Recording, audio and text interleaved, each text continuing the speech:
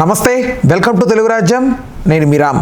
ఆంధ్రప్రదేశ్ మంత్రివర్గానికి సంబంధించి మార్పులు చేర్పులు జరుపుతున్నట్టుగా వార్తలు వస్తున్నాయి. దానికి సంబంధించి రైస్ సర్వే కూడా ఒక ప్రకటన విడుదల చేసింది. అందులో కొంతమంది పేర్లు కూడా పెట్టడం జరిగింది. ఓవరాల్గా గవర్నమెంట్ యొక్క పనితీరుకి వ్యతిరేకంగా ఉన్న ప్రజల అభిప్రాయాన్ని మంత్రుల మీద నెట్టడం ఎంతవరకు సమంజసం అనే అంశం గురించి మనతో మాట్లాడడానికి ప్రముఖ పొలిటికల్ అనలిస్ట్ భరద్వాజ్ గారు ఉన్నారు. ఆయనతో చర్చిద్దాం. నమస్తే అండి. మీ అభిప్రాయం ఏంటి? అంటే ఆల్రెడీ సంవత్సర పాలన పూర్తయిన సందర్భంగా ఒక సర్వే చేసుకున్నాడు ఆయన, చంద్రబాబు నాయుడు గారు, ప్రభుత్వ పనితీరు పట్ల ప్రజలు ఏమనుకుంటున్నారు అనేది. అందులో భాగంగా చాలామంది ఎమ్మెల్యేలకు వ్యతిరేకమైనటువంటి నివేదికలే వచ్చినాయి. 50% పైన వ్యతిరేకమైనటువంటి నివేదికలే వచ్చినాయి. ఎవరి పనితీరు బాగాలేదు అనేది వచ్చింది. దాని పట్ల ఆయన చాలా సీరియస్గా ఉన్నాడు. ఈ ప్రాసెస్లో భాగంగా క్యాబినెట్ ప్రక్షాళన కూడా చేయాలనుకుంటున్నాడు. వచ్చే ఎన్నికల్లో ఎమ్మెల్యే సీట్లు కూడా మార్చాలి అనేటువంటి అభ్యర్థుల్ని మార్చాలి అనేటువంటి ప్రోగ్రాంలో కూడా ఉన్నాడు ఆయన. ఎమ్మెల్యేల పనితీరు బాగాలేదు, మంత్రుల పనితీరు బాగాలేదు అనేది వచ్చినటువంటి నివేదిక.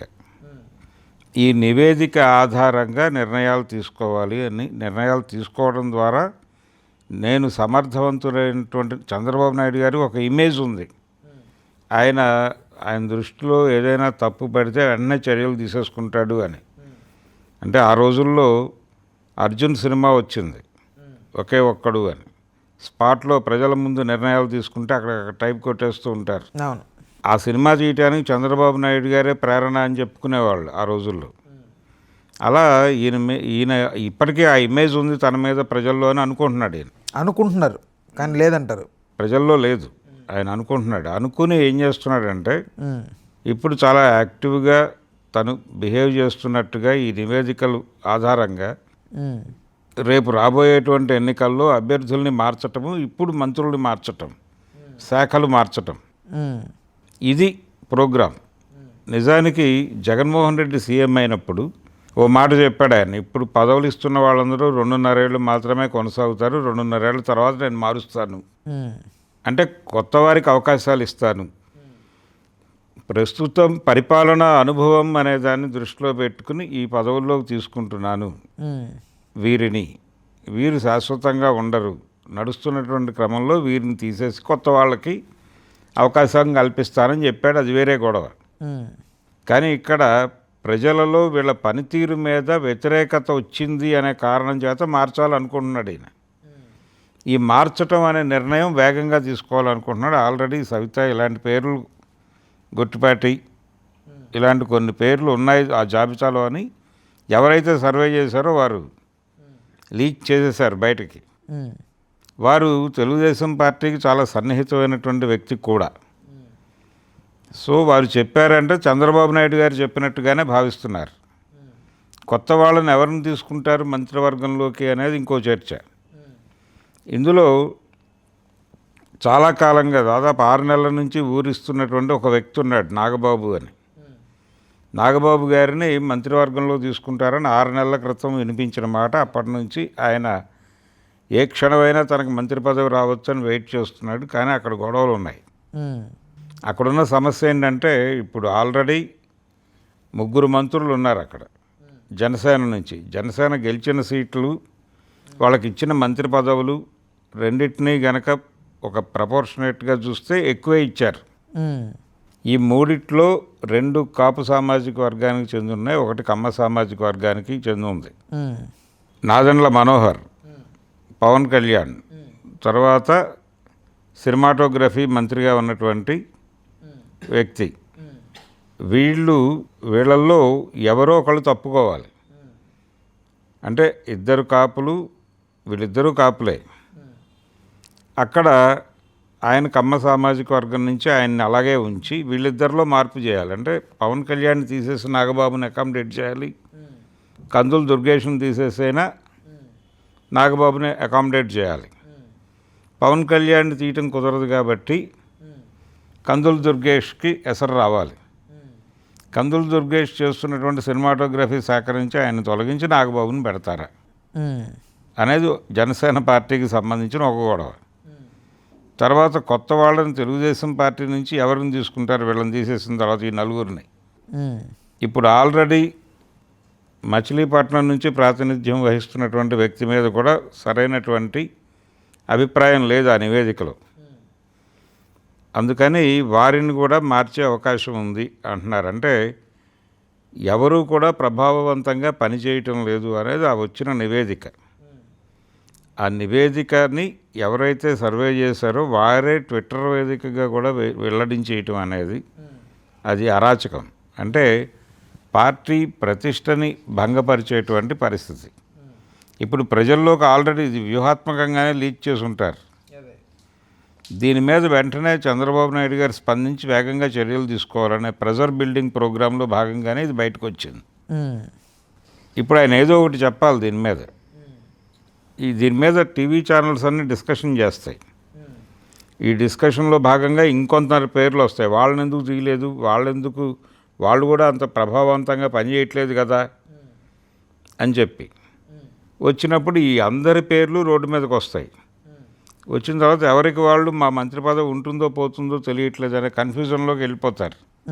అప్పుడు ఆయన కొత్త క్యాబినెట్ ప్రకటిస్తాడు చంద్రబాబు. ఇందుకోసం ఇప్పుడు ఈ 4 పేర్లు బయటకు లీక్ చేశారు. లీక్ చేసి ఇక్కడ ఒక హడావిడి క్రియేట్ చేసి వీళ్ళ పనితీరు బాగాలేదు, ఇది ఒక వార్నింగ్ కాల్గా కూడా అనుకోవాలనుకుంటున్నాడు ఆయన. అంటే పార్టీ మొత్తం తన కంట్రోల్లోకి రావడానికి దీన్ని వాడుకోవాలనే ప్రోగ్రాంతో పాటు ప్రజలలో తనకున్న ఇమేజ్కి మ్యాచ్ అయ్యేలాగా ఈ నిర్ణయం ఉండాలని కూడా అనుకుంటున్నాడు ఆయన. అందుకని వ్యూహాత్మకంగానే ఈ పేర్లు బయటకు లీక్ చేశారు. అది జరుగుతున్న కార్యక్రమం.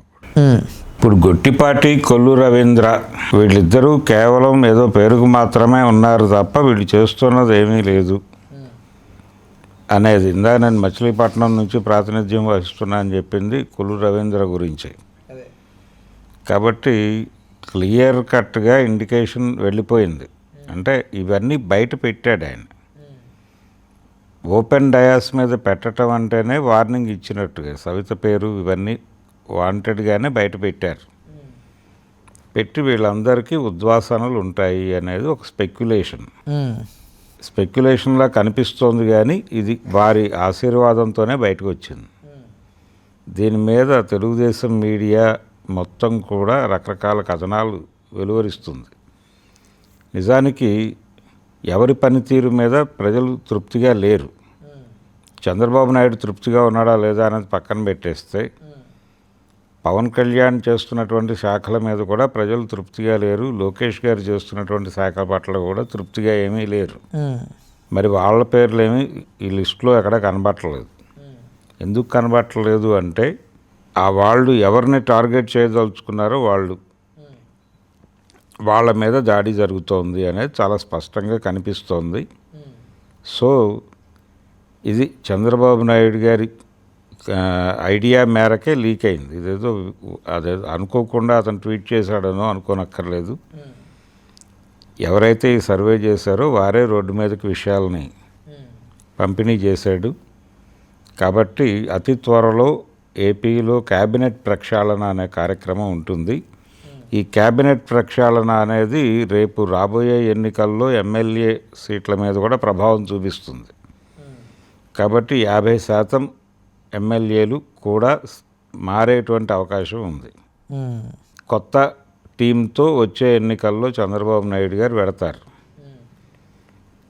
ఈ పరిస్థితి ఎలా ఉంటుంది? అలాగే జనసేన మీద కూడా ఒక ప్రచారం మొదలుపెట్టారు వ్యూహాత్మకంగానే. 100% స్ట్రైక్ రేట్ ఈసారి ఉండకపోవచ్చు, 0% వెళ్ళిపోయే ప్రమాదం ఉంది జనసేన. అవిశ్వాసమేనా ప్రధాన కారణం? ప్రజల అవిశ్వాసమా? ప్రజల అవిశ్వాసమేనా ప్రధాన కారణం? ప్రజలు అంటే వీళ్ళు చేస్తున్నది ఏమీ లేదు, ఎవరు ప్రభావవంతంగా పనిచేయట్లేదని వీళ్ళే ప్రచారం చేస్తున్నారు. వీళ్ళే ప్రచారం చేస్తూ ఏ రకమైనటువంటి ప్రభావం ఏ ఎమ్మెల్యే కూడా ప్రాపర్గా పనిచేయట్లేదు అని వీళ్ళే ప్రచారం చేస్తున్నారు. తెలుగుదేశం పార్టీకి సన్నిహితంగా ఉంటున్నటువంటి మేధావులు ఓపెన్గా మాట్లాడుతున్నారు టీవీ ఛానల్స్లో, డిస్కషన్స్లో కూర్చొని. కాబట్టి జనసేనని కార్నర్ చేయటం అనే ప్రోగ్రాం మొదలైంది తెలుగుదేశం నుంచి. ఇది 0% స్ట్రైక్ రేట్తో ఈసారి పెర్ఫార్మెన్స్ ఉండబోతోంది, పవన్ కళ్యాణ్ కూడా ఓడిపోయే ప్రమాదం ఉంది అని వాళ్ళు నర్మగర్భంగా చాప కింద నీరు ప్రచారం మొదలుపెట్టేశారు. ఇది ప్రధానంగా చూడాల్సింది. అందుకని చంద్రబాబు నాయుడు వచ్చే ఎన్నికల్లో లోకేష్ని ముఖ్యమంత్రిగా ప్రకటించటం, తాను బీజేపీకి సరెండర్ అయి ఉండటం, ఒకవేళ బీజేపీ సీరియస్గా అక్కడ గెలుస్తుంది అనుకుంటే, లేకపోతే ప్లేట్ తిప్పటం, ఇంకో కూటమి దిశగా ప్రయాణం చేయటం, కాంగ్రెస్ వస్తుంది అనుకుంటే అటువైపుకి టర్న్ అవ్వటం, ఆయనకి పార్టీ ఫిరాయించడం అనేది పెద్ద కష్టతరమైన వ్యవహారం ఏం కాదు. రాత్రి కలిసి విందు చేసి పొద్దున్నే ఆయన మీద నిందలు వేయగల సమర్థుడు ఆయన. అందుకని చంద్రబాబు నాయుడు తన కార్యక్రమాన్ని ప్రారంభించాడు ఆల్రెడీ. ఏమిటి సంవత్సరం అయినా ఇంకా అలికిడి లేదు అనుకుంటున్నారు కానీ జనాలు, ఆయన పద్ధతిలో ఆయన చేయాల్సినటువంటి కార్యక్రమం మొదలుపెట్టాడు. అందులో భాగంగానే ఈ ఎమ్మెల్యేల పనితీరు మీద సర్వేలు, మంత్రుల పనితీరు మీద సర్వేలు, ఈ సర్వేల ఆధారంగా నిర్ణయాలు, కేబినెట్ ప్రక్షాళన తర్వాత ఎమ్మెల్యేల మార్పులకు సంబంధించినటువంటి ప్రకటనలు, ఇవన్నీ చేస్తూ నెమ్మదిగా చాప కింద నీరులాగా జనసేనకు వ్యతిరేకంగా కూడా ప్రచారం మొదలుపెట్టారు.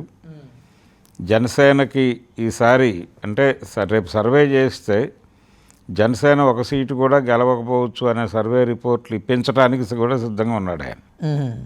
ఉండి జనసేనను ఇంకొంచెం తగ్గించడం అంటే వాళ్ళు పెంచాలని అడిగే మూడ్లో ఉన్నారు. వాళ్ళు అడగకుండా ఉన్న సీట్లు కూడా తగ్గించేటువంటి ప్రయత్నం, ఆ ప్రెజర్ వాళ్ళ మీదకి తీసుకురావడానికి కూడా ప్రయత్నం చేస్తున్నాడు. పవన్ కళ్యాణ్ ఇప్పుడే జాగ్రత్త పడకపోతే ప్రమాదం వాటిల్లే అవకాశం ఉంది. పవన్ కళ్యాణ్ దృష్టి అంత లోతుగా వెళ్లకుండా ఉండేలాగా చూసేందుకు కందుల దుర్గేష్ని పీకి నాగబాబుని పెట్టినా పెడతాడు ఆయన. అది చంద్రబాబు నాయుడు గారి కుతంత్ర వ్యూహం. Right. Okay sir. Okay, thank you. Hello, Telugu రాజ్యం ఛానల్ చూస్తున్నారా? సామాజిక, రాజకీయ, జీవన చిత్రణే తెలుగు రాజ్యం. అతిశయోక్తులు, అసత్యాలు ఉండవు. రాజకీయ కోణం కాదు, ప్రజా కోణమే కొలబద్ద. తెలుగు రాజ్యం వీక్షణ మీ ఉత్తమ అభిరుచికి నిదర్శనం.